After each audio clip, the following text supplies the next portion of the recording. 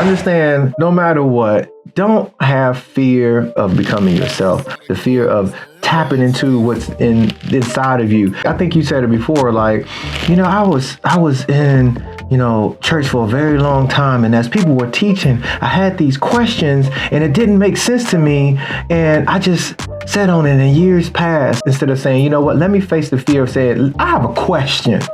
Tell me if I'm right or wrong, so I can have better understanding. That is one fear that you have to overcome, because if you don't get the answers to what you need to get, the questions that are in your mind that a lot of people that, may look at you or whatever, don't realize that you're having, if you don't find out and answer those questions in your mind, you would never overcome that fear, because you're going to always have what? Doubt.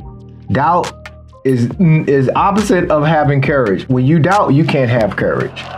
That's just the introduction. To fear. So, just overcome fear. I've heard growing up that it's like the only thing you're supposed to fear. And I believe it's somewhere in the word as well about only person you're supposed to fear is God. And it's kind of weird, because when you love someone and you know that person loves you back, why would you be afraid of them, right? So I think for me, it's like I'm more so feared. I fear if I'm ever disconnected from God. That's the kind of fear that I look at it. Like, I'm fearful if I'm ever disconnected from him, because what could happen to me once I am disconnected from him. And when you realize who God is and you submit yourself to him, you have no fear of any other power, because he is superior compared to anyone else. And so fear allows you to, I feel like fear immobilizes you. You're afraid to do anything. And when you're afraid to do anything, you're not progressing, period. And people know if they can make you fearful of them, they control you, you won't step out, like he said, and be the person that you are intended to be. And they essentially have full control over you. And that's why we are not to fear man.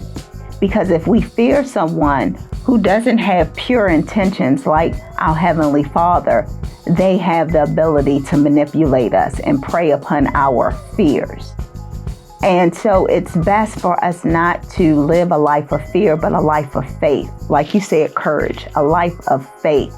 Because if you really believe who your Heavenly Father is and what he's capable of, then you can do anything. And I know, like, people like, oh, yeah. People are always talking about you can do anything. But if I'm 5'2" and I want to go out here and dunk on the basketball court or whatever, that's like virtually impossible. There are limitations. Yes, but that's also about living in truth. I understand I'm this height. There is a possibility that I may not be able to ever do this, but it doesn't say that I can't be a successful basketball player, right? So it's being truthful with yourself and what you're seeking as well. So I do believe whatever you want to achieve, you can, being realistic about it. Like, there's no way I'm going to sit here and say, my dream is to outrun a cheetah.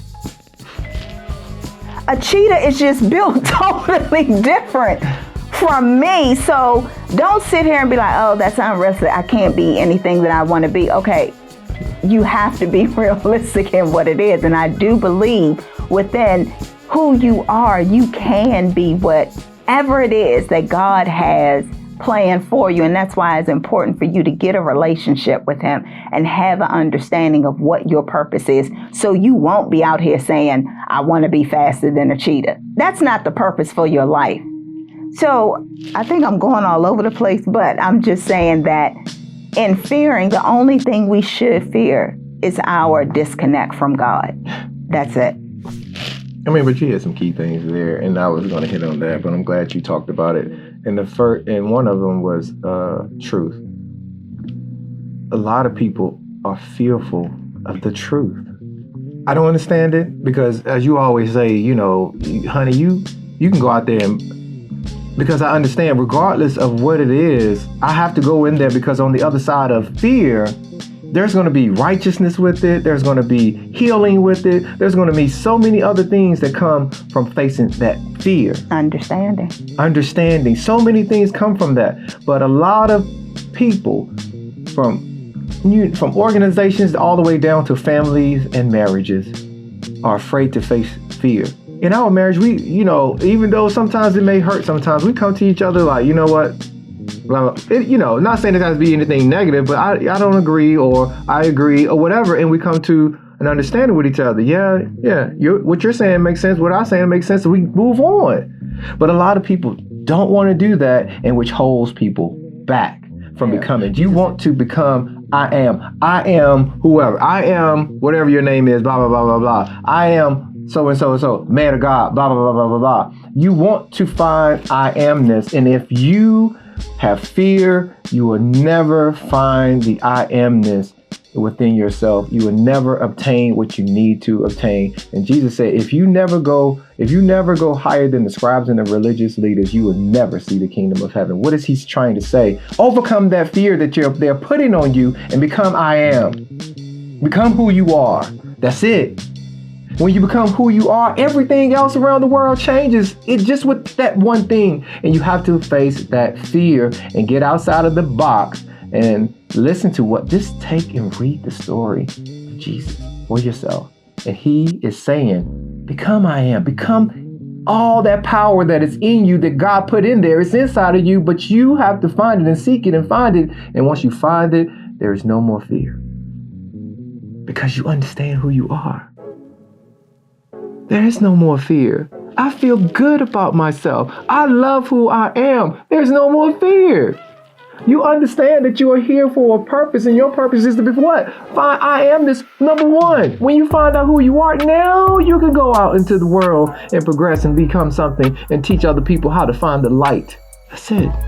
I think something along the lines of, this is all derived from manipulation. So I'm going to stay on that. But a lot of people are afraid of being alone. And you will stay in a situation out of fear of being alone. And I think it's important to talk about Jesus's journey, where he went out into the wilderness for 40 days by himself. And there was a lot of times in the Bible where you heard Jesus was going off by himself. And it's important to get by yourself and spend some time by yourself to hear your thoughts, to have an understanding of what it is you may be afraid of. Sometimes we just don't want to be by ourselves because we're so afraid of, now I got to face all of these thoughts, all of my disappointments, all of my mistakes. But once you face those things head first, they no longer control you. You're no longer afraid of it. I'll give an example. My brother passed, my brother who's younger than me passed the beginning of last year.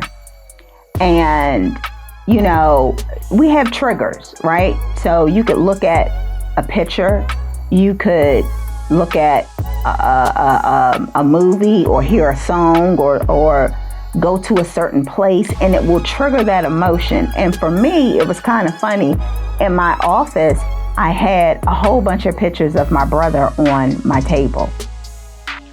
And one day he came in and he was like, why you got a whole bunch of pictures of your brother in here? Like, isn't that gonna, you didn't say this, but I assume this is what you were insinuating. Like, isn't that gonna kind of make you sad to be looking at his pictures all the time and he just passed? But I wanted to face that head on. I wanted to be able to look at his picture and not feel sad anymore.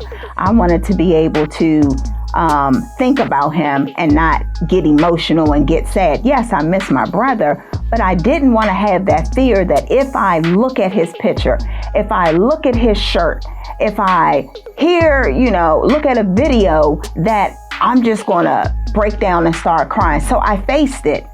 And today was very interesting because I have like little things around the house that belong to my brother or pictures of him. And so now when I see it, I don't have that sad emotion that comes that, oh my goodness, my brother isn't here.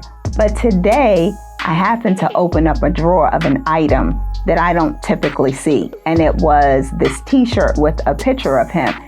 And in that moment, a feeling started to come of sadness. And I got afraid that, oh my goodness, I'm going to start getting really emotional and I'm going to have this breakdown and it's going to change my whole day. And I was like, you know what? No. Why do I have to look at this as being a reminder that he died instead of focusing on the life that he lived, like the happy moments or the fact that, he's not here suffering because, he had cancer. He was in a lot of pain. And so in that moment, sometimes we focus too much on the negative, or we're too busy trying to avoid it so that we don't get over it and no longer have fear that if I see something, even with people, your exes, oh, I'm so afraid if I run into my ex, I'm going to feel all that hurt and pain again. Just face it. Get it over with so you can focus on what's more important. And like you said, sometimes it's best just face it, and you can always face it knowing that God is in you, that he's with you, and whatever you go through, he's going to take you through it. And I feel like I was off again on another. No, you were talking about, you hit it, but you hit a lot of things there. And the last one I want to talk about is, and we're going to circle back around and just teach individual classes on these anyway. But the fear of being in control. So many of us manipulate other people's because we're afraid of losing control. But if you read through scripture, it tells us that we're not in control of anything anyway. So when you get out of trying to control everything, you understand who has the power. God, your Father. So, because like if you do something wrong, a lot of people or husbands will, let their wives do something wrong out of fear, what? That their wife is going to leave them. Trying to, that's part of control. Like, if I say something, or she could be thinking like, man, you ain't gonna say nothing to me because you ain't gonna leave me anyway. Mm-hmm. But when you become a righteous man, you have a moral obligation to correct wrongful acts. Becoming righteousness, that's reaching righteousness, and that's facing fear. You have to face that fear and realize that you don't have control of anything and just take them as they come. But you have to face them as they come, because he's going to put whatever necessary fear in front of you, so you can overcome. Because with every fear, he's teaching you more about who you are when you overcome it. But a lot of people don't allow God to show them who they really are because they don't want what? They don't want to even face the fear. They don't even give themselves the opportunity to face the fear, to see what's on the other side, what God has for them on the other side. Do you want to add on anything on that? Nope. So we're going to come back and teach a full one on fear, but we just kind of like want to highlight here on these things, how they affect you and manipulation. But the last one is ignorance. This one is the key to being manipulated. If you lack understanding, if you lack knowledge, and you don't read, you have opened the gates for anybody to come in and manipulate you. And it's sad because a lot of us are born into places where we don't have the necessary education, the necessary knowledge given to us from our parents, but or the resources. But when you become an adult, you have a moral obligation to sit down and start to gain whatever it is that you need to gain, so you to edify yourself, to edify your soul, to edify your mind, to edify your body. You have to do those things. If you depend on other people to give you those things, more than likely they will manipulate you. And it's sad, because I always wonder, like, why would somebody go out here and, like, if I'm going to like a maintenance shop, right? And I don't know much about maintenance. A lot of women don't know much about maintenance. Cars or whatever. And they take the car to the shop. Today, you have a lot of people that see the ignorance in somebody and understand what's wrong with their car, and they'll charge them all this crazy amount of money For what? Just do the right thing. Why you laugh? Just realized you said when you go to a maintenance shop, isn't it a mechanic? A maintenance shop, mechanic shop, No, either way, yeah. Right. Maintenance shop or mechanic shop, either way. You understand what I'm saying here. No, you take your car in for maintenance, but you go to a mechanic. I'm with you. Just understand that was just one example of how at least something, just a little bit about that, but But it's this day and age, it's no excuse. With our grandparents, they had limited education. A lot of them couldn't even read, or your great grandparents couldn't even read. So it's like that in itself is like, I may have all the books set in front of me, but if I can't read, it does me no good. Yeah. So this day and age, even if you can't read, they have, with technology, videos, you can talk into something to ask a question if you don't know how to actually type it out. I mean, we have a lot more resources with, especially, I'm saying, the newer generation, that you can tap into different forms of knowledge. And I understand, still, not everybody has access to the internet. I get it. But it's funny where you have people in poverty-ridden communities or countries or neighborhoods, but somehow they can post on TikTok, they can post on Instagram, they can go live, and whether they're still going down to the internet cafe to get access to the internet, we have to be good stewards over our time, the time that has been given us. And if you are putting your time into things that are not edifying you, edifying the body, then you can't blame anyone but yourself. Right. So let us be good stewards of the time and the resources that we have to make sure that we do educate ourselves. Even a little, knowing a little about a lot of things benefits you. To your point of going to see the mechanic, right? If I'm hearing a rattling noise, but I don't know where it's coming from, I can Google, I'm hearing a rattling noise that's coming from the front left side of this type of vehicle. It'll give you different options. So at least you can go in there and be like, okay, is it this? Is it that? Or while you're in there and he says, hey, you need to get a timing belt, I can Google and see how much that timing belt may be versus what he's telling me. We, in this day and age, really do not have any excuses.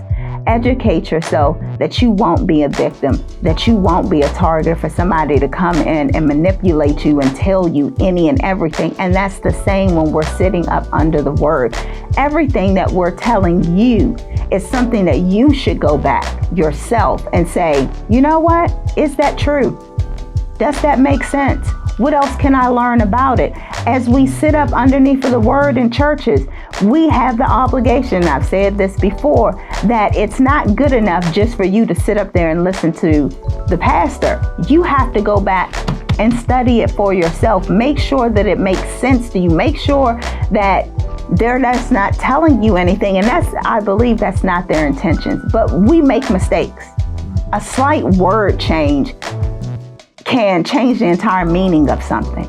So we have a responsibility to go back and do our own due diligence, to learn for ourselves so we won't be a victim, that we won't fall prey to somebody else's control or manipulation. And that's real. That's true. And here's a starter to it. It's just like, well, where do I start with, overcoming, the ignorance in life? Where do you begin? One, start reading scripture for yourself. That's a beginning, and to give you understanding why, because I know you have a lot of younger people today in their 20s that you ask them a question about, they're like, man, what I need that for? Well, you can't just read because. No, I wasn't getting to. Well, hold on. Well, I'll say this because recently we talked to a young person, and you asked them the question about younger person, and you asked them about reading the word, and it's like, yeah, but it's not really making sense to me. So it's not, you can't just say, go home and read the word. I said to start too. Yeah, but go ahead. Yeah, you're right. But yeah, it's just like I pick up some book that is written by scientists that's not in my field, it could be foreign to me. So like, is there anything else that we should be doing other just picking up the word? I believe that's a great start. That's a start. 2, another one. And this is, when I say read it, it's not saying that you got to gain the full understanding in one setting or whatever, but just continuously read these things, little here and there over your lifetime. 1 is, read it. Just read the Bible. Read about your body. If you don't know how your mind operates, if you don't know how your body operates, and this is the one thing God gave every single person. If you don't understand how it works and how to govern those things, you could be lost. Oh, and here's something else that's a great feature. A lot of people are like, I can't read. That's not my thing. It has audio. It'll read it to you. Absolutely. That's just another way that you sit here and you listen to music 24/7. Plug in some word in the midst of that. So there are movies out there. There's documentaries. There's so much now that we have access to. But I do agree with you. The word is your starting point. Mm-hmm. And then, after, about the mind and the body, it's about, you have to understand at least something about money or finances. If you are ignorant with money, you're guaranteed to lose it all. Guaranteed. Unless you have someone in your life, like, I'll trust you because I know, okay, at the end of the day, you're going to have our back regardless. But if you don't have someone in your life that you can fully trust, and you having to depend on every single person, and then they start speaking language to you that you don't understand or even can comprehend, it guarantees it to lose it. Okay. So I was raised in a household where finances were not managed. Okay. Mm-hmm. I'm used to the debt collectors calling the house, former parents, used to us not having a lot.